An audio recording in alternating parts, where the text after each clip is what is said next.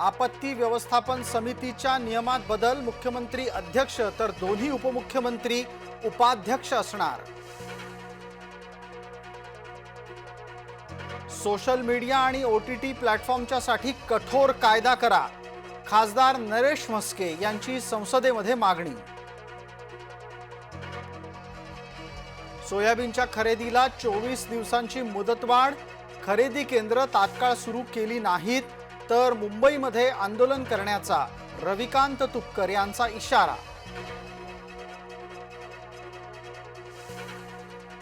आव्हाडांना अक्षय शिंदेचं कौतुक, सुरेश धस यांनी जितेंद्र आव्हाड यांना फटकारलं।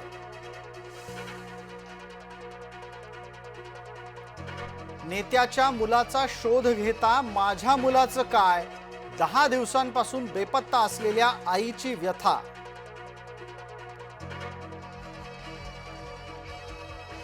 AI मानवतेच्या साठी वरदान ठरू शकतं, पंतप्रधान नरेंद्र मोदी यांची फ्रान्समध्ये भविष्यवाणी।